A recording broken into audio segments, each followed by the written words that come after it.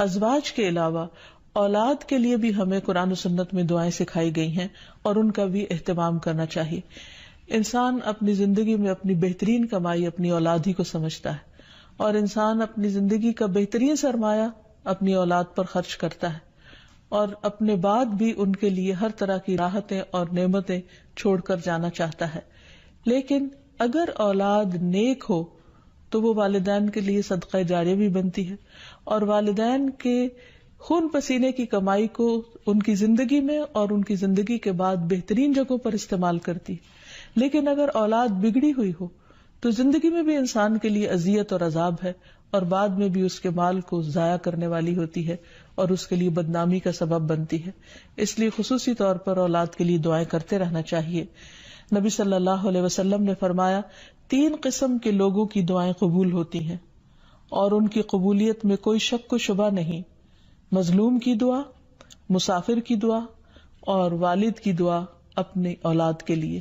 یعنی جب باپ اپنے بچوں کے لیے دعا کرتا ہے تو وہ دعا بھی قبول ہوتی ہے.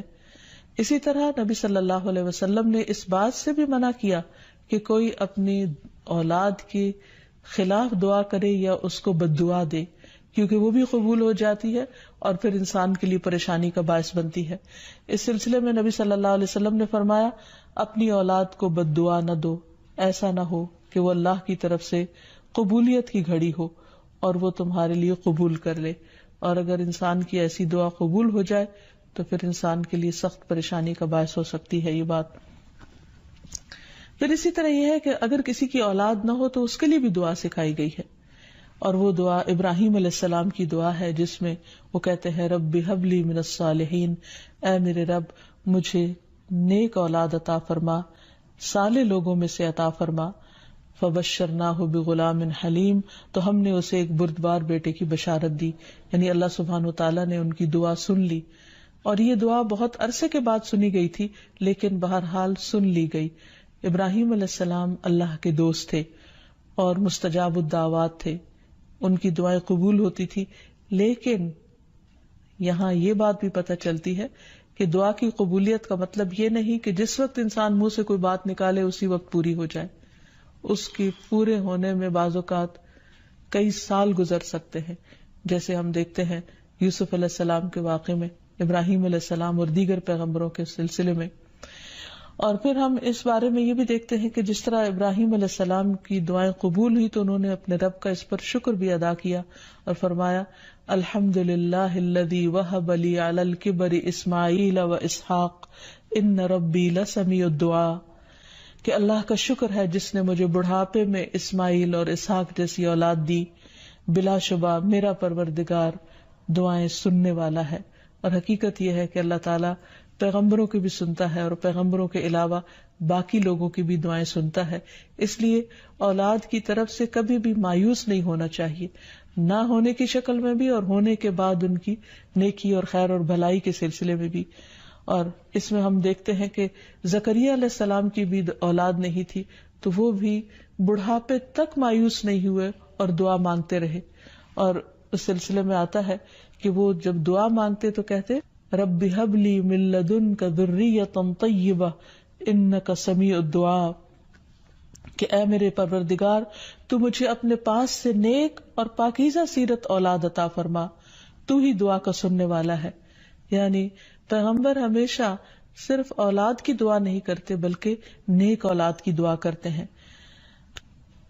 اولاد کا ہونا اللہ سبحانہ وتعالیٰ کا ایک بہت بڑا انعام اور بندے پر بہت بڑا احسان ہے.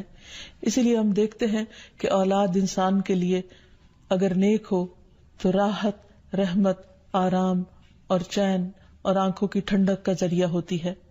نبی صلی اللہ علیہ وسلم حضرت حسن اور حسین کو اپنے پھول کہا کرتے تھے کہ یہ دونوں میری دنیا کے پھول ہیں. ایک اور حدیث سے ہمیں پتہ چلتا ہے کہ اولاد انسان کی بہترین کمائی ہے. فرمایا ان اولادکم من اطیب کسبکم، تمہاری اولاد تمہاری سب سے بہترین کمائی ہے، بس اپنی اولاد کی کمائی میں سے کھاؤ، یعنی وہ انسان کے لیے حلال ہے، جائز ہے. پھر اسی طرح بیٹیاں جو ہیں ان کی تعلیم و تربیت اور ان کی پرورش بھی ایک بہت خیر و بھلائی اور جنت کمانے کا ذریعہ ہے.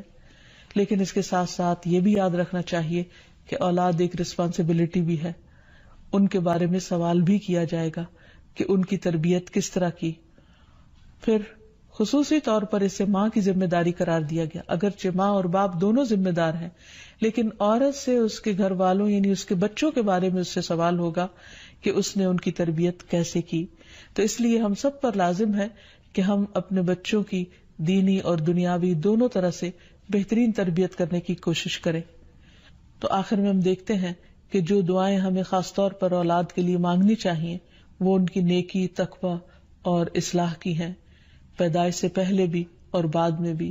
پیدائش سے پہلے رب ہب لی من الصالحین، کہ اے رب مجھے صالح اولاد عطا کر.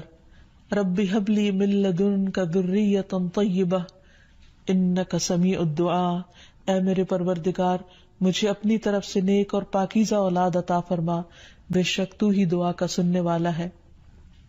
پھر اسی طرح اولاد کو شیطان سے محفوظ رکھنے کی دعا بھی کرنی چاہیے، جس طرح حضرت مریم کی والدہ نے ان کی پیدائش سے پہلے دعا کی. پھر اسی طرح اپنی اولاد کو شیطان مردود سے بچانے کی بھی دعا کرنی چاہیے، جیسے حضرت مریم علیہ السلام کی والدہ نے ان کی پیدائش کے وقت یہ دعا مانگی تھی، وَإِنِّي أُعِيذُهَا بِكَ وَذُرِّيَّتَهَا مِنَ الشَّيْطَانِ الرَّجِيمِ، اور بے شک میں اس کو اور اس کی اولاد کو شیطان مردود سے تیری پناہ میں دیتی ہوں. پھر اسی طرح ایسی اولاد مانگنی چاہیے کہ جو انسان کے لیگیسی کو آگے لے کر چل سکے اور اس کے علمی ورثے کو سنبھالنے والی ہو، جیسے زکریا علیہ السلام نے دعا کی تھی. پھر اسی طرح اولاد کے اللہ تعالیٰ کے راستے میں قبول ہونے کی بھی دعا کرنی چاہیے، جیسے حضرت مریم کی والدہ نے ان کے لیے دعا کی تھی کہ ربی انی نذرت لک ما فی بطنی محررا فتقبل منی، کہ اے میرے رب بے شک میں نے تیرے لیے اس کی نظر مانی ہے جو میرے پیٹ میں ہے کہ میں آزاد چھوڑ دوں گی، سو مجھ سے قبول فرما، بے شک تو سب کچھ سننے سب کچھ جاننے والا ہے.